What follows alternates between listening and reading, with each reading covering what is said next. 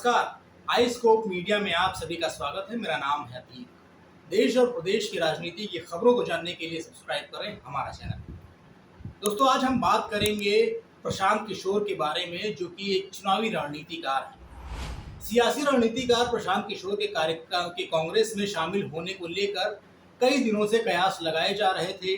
कई दफे प्रशांत किशोर की कांग्रेस हाईकमान से बैठक भी हुई, लेकिन अब इन कयासों पर खुद उन्होंने विराम लगा दिया है। प्रशांत किशोर ने ट्वीट कर कांग्रेस में शामिल होने से इनकार किया है। उन्होंने लिखा है, मैंने ईएजी एम्पावर्ड एक्शन ग्रुप के हिस्से के रूप में पार्टी में शामिल होने और चुनावों की जिम्मेदारी लेने के लिए कांग्रेस के प्रस्ताव को अस्वीकार कर दिया। मेरी विनम्र राय यह है कि मुझसे ज्यादा पार्टी को नेतृत्व और सामूहिक इच्छा शक्ति की जरूरत है, ताकि परिवर्तनकारी सुधारों के माध्यम से संरचनात्मक समस्याओं को ठीक किया जा सके, जिसकी जड़ें काफी गहरी हैं। पिछले दिनों प्रशांत किशोर ने सोनिया गांधी के सामने एक प्रेजेंटेशन रखा था।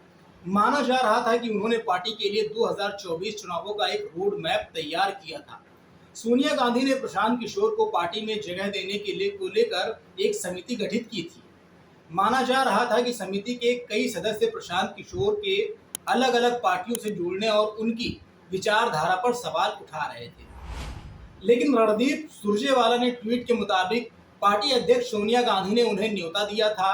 उन्होंने ट्वीट में कहा है कि प्रशांत किशोर के प्रेजेंटेशन और उनके साथ चर्चा के बाद कांग्रेस अध्यक्ष सोनिया गांधी ने एक एक्शन ग्रुप 2024 का गठन किया है।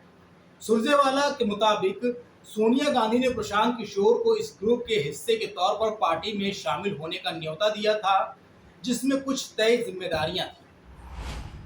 कांग्रेस महासचिव सुरजेवाला ने अपने ट्वीट में बताया है कि प्रशांत किशोर ने इससे इनकार कर दिया है। उन्होंने लिखा है, हम उनके प्रयासों और पार्टी को दिए उनके सुझावों की सराहना करते हैं। प्रशांत किशोर ने चुनावों में कई पार्टियों के लिए काम किया है। उनके गैर बीजेपी दलों के साथ भी अच्छे रिश्ते हैं।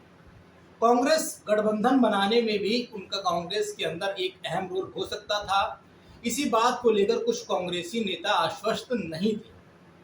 प्रशांत किशोर के पार्टी में शामिल नहीं होने के पीछे की एक वजह तेलंगाना राष्ट्र समिति के साथ चुनावों को लेकर हुए करार भी माना जा रहा है।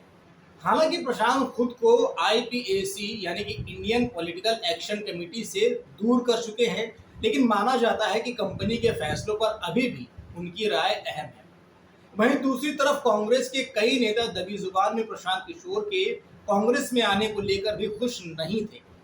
जानकारों के अनुसार कुछ कांग्रेस के नेताओं का कहना था कि आप एक चुनावी रणनीतिकार या मार्केटिंग स्ट्रेटेजिस्ट रखना चाहते तो आप रखें, लेकिन पूरी दुकान किसी और को चलाने के लिए दे देंगे तो कहीं आगे चलकर दुकान ही ना बंद हो जाए। प्रशांत किशोर के कांग्रेस में नहीं शामिल होने के फैसले पर कुछ लोगों का मानना है कि प्रशांत किशोर की कांग्रेस से जो बातचीत हुई थी उसका एक मूल आधार ये था कि कांग्रेस में बदलाव लाने की कोशिश करेंगे, बशर्ते उन्हें एक फ्री हैंड दिया जाए, यानी उन्हें स्वतंत्र रूप से काम करने का एक मौका दिया जाए। इसमें दोनों तरफ से विचार विमर्श के लिए समय दिया गया था। चुनावी रणनीतिकार के तौर पर प्रशांत किशोर के करियर के हाइलाइट्स की बात करें तो 2014 के लोकसभा चुनाव में बीजेपी की जीत, नीतीश कुमार लालू गठबंधन की बिहार में जीत और 2021 में ममता बनर्जी की पश्चिम बंगाल में जीत अहम है। इसके अलावा उन्होंने पंजाब में कैप्टन अमरिंदर सिंह, आम आदमी पार्टी के अरविंद केजरीवाल, आंध्र प्रदेश के जगन मोहन रेड्डी और तमिलनाडु के डीएमके नेता एमके स्टालिन को अपनी प्रोफेशनल सेवाएं दी हैं। इन नेताओं के साथ भी उनकी सफलता की कहानियां चर्चा में रहती हैं। 2017 के यूपी चुनाव में राहुल और अखिलेश के साथ लाकर उन्होंने यूपी के लड़के के साथ एक प्रयोग किया, पर वो असफल रहे। ममता बनर्जी की पार्टी को इस साल गोवा चुनाव लड़ाने की सलाह भी उनकी ही बताई गई थी, लेकिन वो यहाँ भी टीएमसी की नैया पार नहीं लगा पाए। तो दर्शकों, आज की इस वीडियो में फिलहाल बस इतना ही। अगली वीडियो में आपसे फिर होगी मुलाकात, लेकिन तब तक आप देखते रहिए आई स्कोप मीडिया और हमारा चैनल सब्सक्राइब करना बिल्कुल ना भूलें। नमस्कार।